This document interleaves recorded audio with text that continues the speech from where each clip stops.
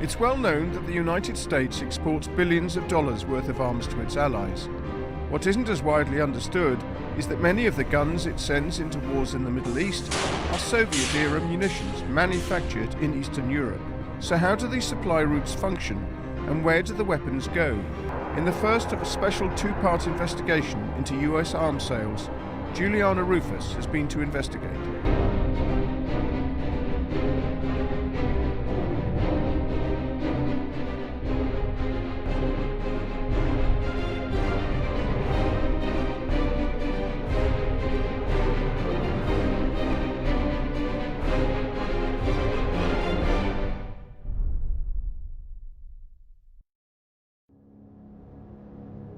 What's happening with your partner? I don't want to make a deal with him. You know that he's a crook. I think he is. I think either he's the mafia or the mafia is controlling him. June 2007. Ephraim Diveroli, a 21-year-old arms dealer from Miami Beach, is negotiating a $300 million ammunition purchase for the US Pentagon. His Albanian contact, Kosta Trubitska, is secretly recording the conversation.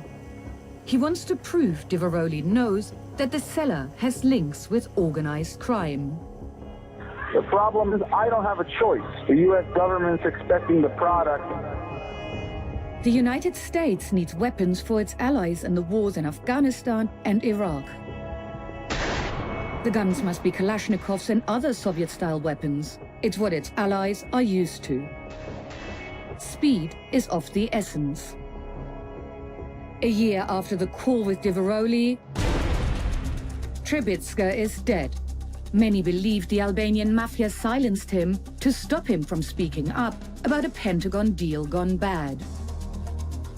Trubitska's death gave rise to a scandal that was supposed to change how the American government buys weapons to arm its allies overseas. But the question is, has it? We've set out to investigate just how these weapons find their way into some of the most fragile states on Earth.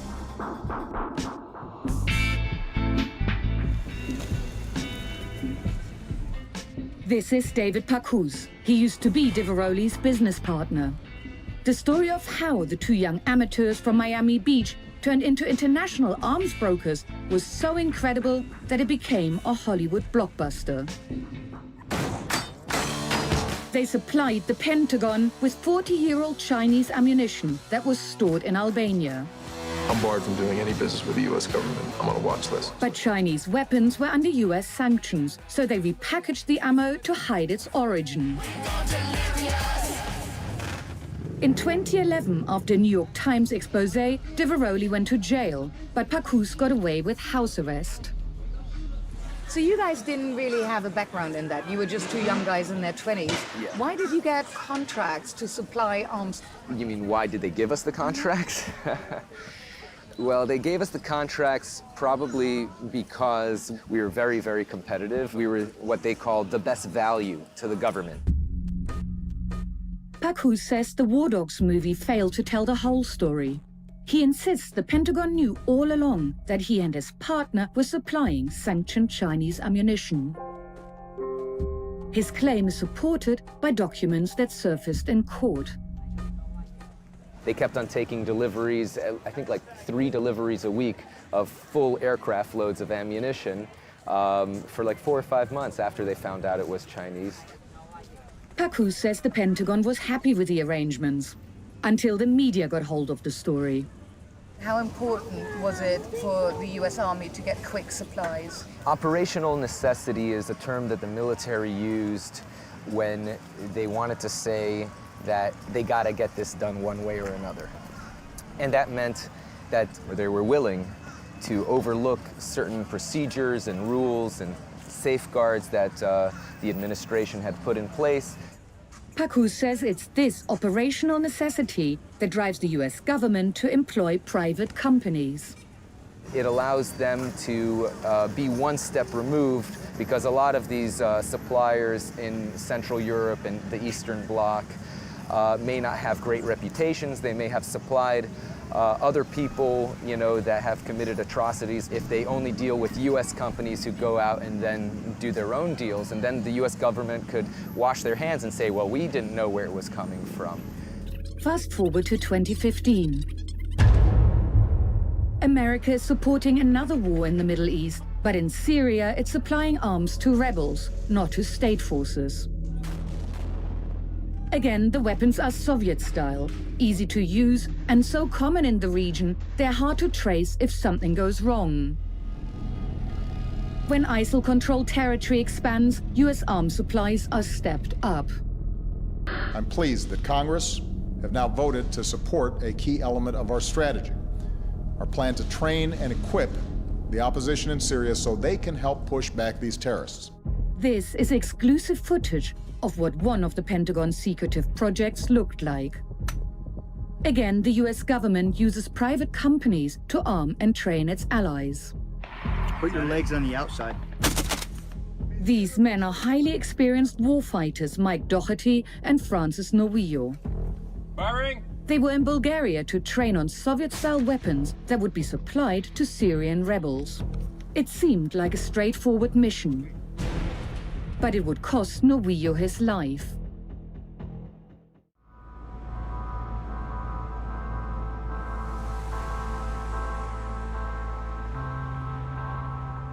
Francis Novillo is survived by his wife Zicha and 2 young children.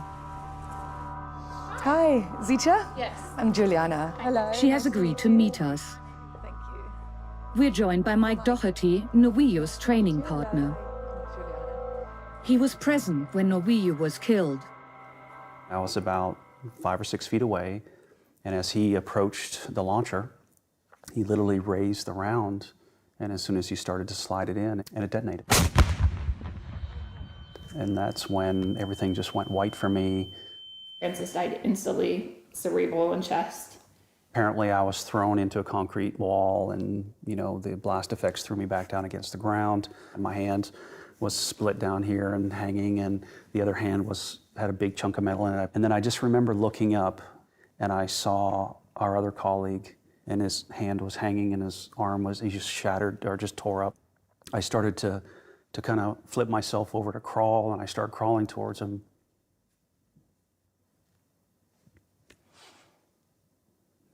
Then I passed out.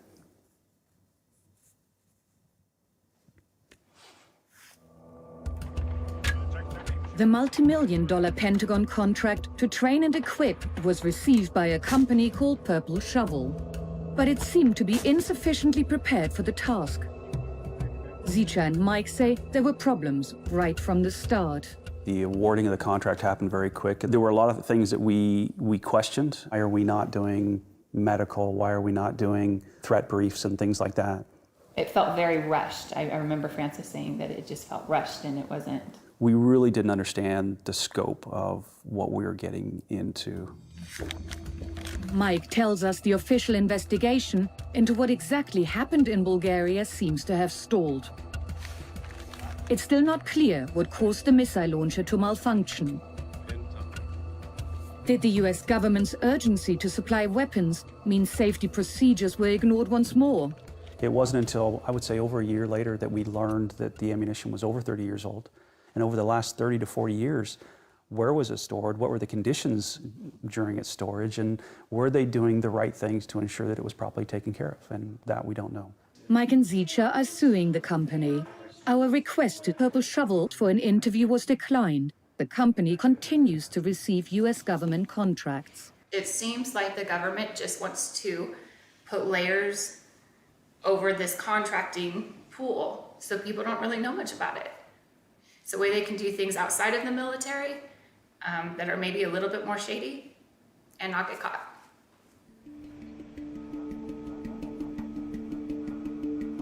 Meanwhile, the covert supply of weapons from southeastern Europe continues.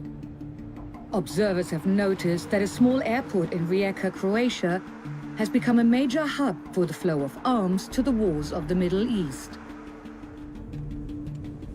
We have come here to find out what type of weapons are sourced by the US government and how they are transported. You can spot Croatian rocket launchers. You can spot Bulgarian Grad missiles. You can spot Serbian mortar shells. Jelena is a member of the Balkan Investigative Reporting Network. Together with the Organized Crime and Corruption Reporting Project, they have spent 2 years tracking the Pentagon's secret weapon shipments into Syria. We have set up a joint investigation. This one was produced in Serbia. It's a Coyote machine gun, ended up in Syrian battleground. The US government publishes information about federal contracts online. Jelena and her colleagues have used this database to calculate the US government's expenditure on Soviet-style weapons. Since 2015 until 2022, Pentagon will spend over $2.2 billion US dollars. What do you know about the routes, how weapons from Balkan countries go to the Middle East? They go through Turkey, Jordan, Kuwait, Qatar and Saudi Arabia. Okay, so that's all US allies? US allies, exactly. Jelena had been investigating a plane that departed from Rijeka airport 5 days earlier, which she believes carried weapons to the Middle East. You can see it on flight radar, the routes that this plane took several times, and you can see places such as Al Ryan. In Qatar. Exactly. And also it has the flight number mark, which is very specific for the planes that are actually transporting military goods, this CMB. This is footage of the plane Jelena tracked. It is being loaded with crates. At least 20 US military flights have left this airport in the past 6 months. And when we arrive at the airport, we too see a plane. Whew, it's big. This is one of the busiest airports when it comes to planes such as this one. It's from the same airline Jelena had been investigating. But it really is pretty nuts. It's just in the middle of a traffic junction. Yeah. They are about to take off. If there are weapons there, they're probably going to Syria. There is these huge fights that are happening surrounding of Idlib. Yeah, they need more arms there, definitely. Flight data proves that the majority of this company's planes from Rijeka go to key US bases in the Middle East. From there, weapons can be funneled to Syria.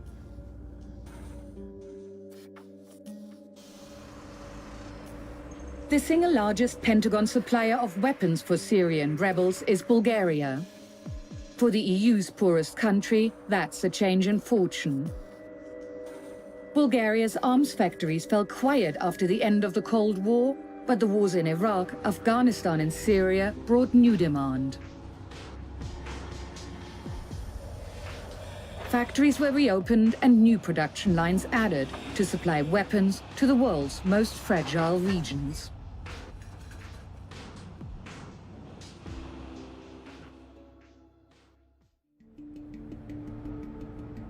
We have come to Bulgaria to find out more about the weapons the US government buys for its Syrian allies. Sopot is home to state arms manufacturer VMZ. It is also where Francis Novillo was killed in June 2015. VMZ has been struggling to modernize, and Novillo's fatal accident wasn't its first incident. A series of explosions rocked one of the company's plants in the time before the contractor's arrival. There were no casualties, but production shut down for over 2 months. When we contacted VMZ to find out more, its management declined to speak to us. 2 leading trade unionists did agree to meet, but did not want to go on camera. Not just the workers are refusing to talk to us, but even the local TV station. What we do know is that the workers at VMZ are under a huge amount of pressure. If VMZ fails to complete an order, their bonuses are cut.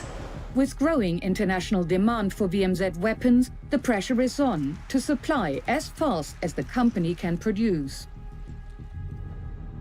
We follow in Novillo's footsteps. His training partner Mike Doherty had told us the fatal ammunition was 30 years old, and we want to see if we can find out more. The VMZ range where the training took place is just over there. It's where Novillo died, but we can't stop because it's a militarized zone. Instead, we head to the warehouse where VMZ stores its ammunition. It's where the big explosions took place. Hello. Hello. We're told to leave immediately.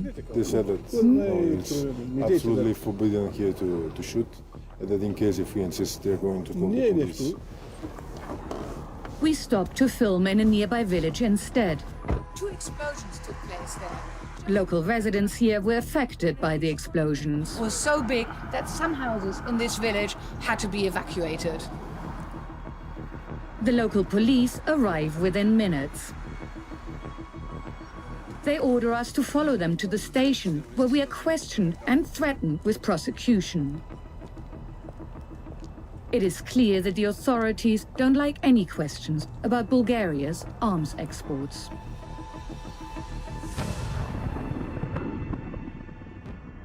But one person did manage to prove that VMZ weapons are reaching Syria. Bulgarian journalist Juliana Ruhfus. Juliana arrived in Aleppo as fighting intensified in 2016. Syrian government forces had almost cleared the rebels out of the city. In a desperate bid to defend their positions, opposition forces responded with a barrage of artillery and rocket-propelled grenades. And the Syrian regime retaliated with airstrikes. Hundreds of civilians were killed in the crossfire.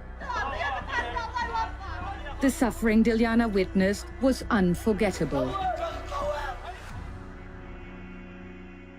It was constant firing, day in, day night. One of the rockets fell next to us, over a mother and her child. They were beheaded in front of me. A local journalist took Juliana to a house that had just been vacated by the Al-Nusra Front. This is rockets from Bulgaria. This is the basement which was used by jihadists to store huge quantities of weapons. This is a weapon manufactured by VMZ Sopot with the country of origin, Bulgaria. When local people realized that I came from Bulgaria, the first question I got was this: why are you sending weapons to kill us here in Aleppo? After publishing her story, an anonymous source directed Juliana to a large online stash of hacked documents. Taken together, they proved that hundreds of flights had transported weapons from Balkan states such as Bulgaria and Serbia to conflict zones. Many were paid for by the Pentagon. At least you have any idea of who the perpetrators are. Among the papers were end-user certificates, a kind of contract between buyer and seller. The buyers must confirm they will not transfer the weapons without informing the seller. They are a vital tool to stop the global spread of weapons. According to the documents, the end user is the US Special Operations Command, but the weapons ended up in the hands of jihadists in Syria. But she says the seller, Bulgaria, bears responsibility too.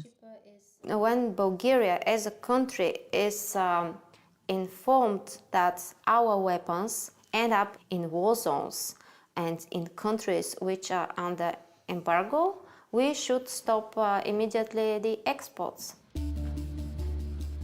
Since their discovery, the documents have been verified by international experts. So what is Bulgaria's position on these exports? The government declined to comment, so we turned to the only Bulgarian official prepared to speak to us.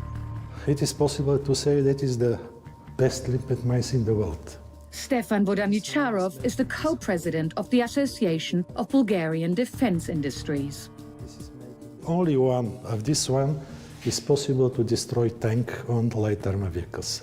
Most of its members export arms to the Middle East, and he shows us some of the niche defense products they have developed for private and government clients.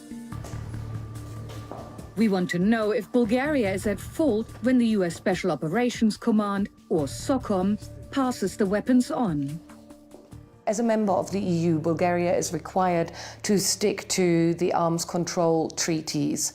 Many of the contracts are fulfilled with the Americans putting SOCOM as an end user, but it is known that the weapons are going to Syria. If you receive end user for the country who is with good reputation, it is impossible to say, I don't like to sell to you this.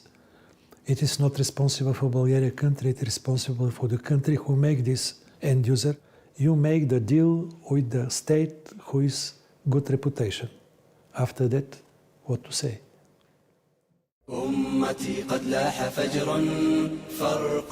There is growing evidence that this flow of weapons is having unintended consequences.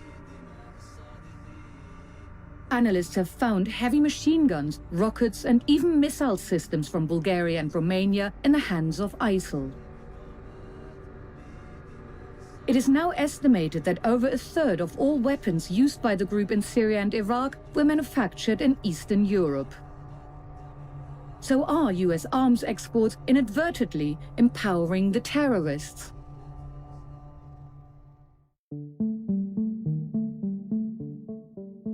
In London, a group called Conflict Armament Research carried out detailed analysis into how ISIL has obtained its weapons. Hi, hello. James. James Bevan is the executive director. The vast majority of weapons are marked. Kalashnikov almost always on the left-hand side of the receiver, and there you have a serial number. Bevan spends much of his time in the Middle East, documenting recovered weapons. Most had been captured by ISIL in battle from their enemies, including weapons taken from rebel groups equipped by the US. To date, Conflict Armament Research has used serial numbers to trace 40,000 items. These kind of transfers have introduced weapons which they didn't previously have access to, and that's a positive boost for their offensive capability. This is an RPG-7 launcher designed in the 1940s, but some of the rockets which they've acquired, ostensibly through the US Train and Equip program, are the tandem rockets, which basically converts a 1940s weapon system into something that can defeat a modern tank. So a weapon that was supplied by the US government may well end up being pointed at US soldiers. Yes, absolutely. Serious blowback. Yeah, serious blowback. But not all of ISIL's weapons were captured in battle. A significant number were handed to ISIL by friendly fighters from US-equipped groups. This is a missile from an anti-tank guided weapon system. Its transfer history is production in Bulgaria, gets transferred across to one of the Syrian opposition forces, is then diverted to Islamic State. We pick it up less than 2 months after it left the factory door. Once more, it's a weapon manufactured in Bulgaria by VMZ, bought by the Pentagon via a private contractor. If you supply weapons to non-state actors, you have very little control over what happens to those weapons, particularly in a situation like Syria. Our request to the US Department of Defense for an interview was declined, but we did get a statement saying America's partner forces are vetted and that the final use of the weapons is checked. Meanwhile, US support for rebel groups in Syria continues. And to defeat ISIL, America has chosen a new ally. The president authorized the Department of Defense to equip Kurdish elements of the Syrian Democratic Forces as necessary to ensure a clear victory over ISIS in Raqqa, Syria. But Kurdish rebel forces have their own territorial interests, and a new front has opened in a region already fractured by war. In a recent escalation, two US allies, Turkey and the Kurds, have been pointing guns at one another. And more lives are taken every single day. The spread of weapons is a global problem, and even more so if exporting countries avoid accountability.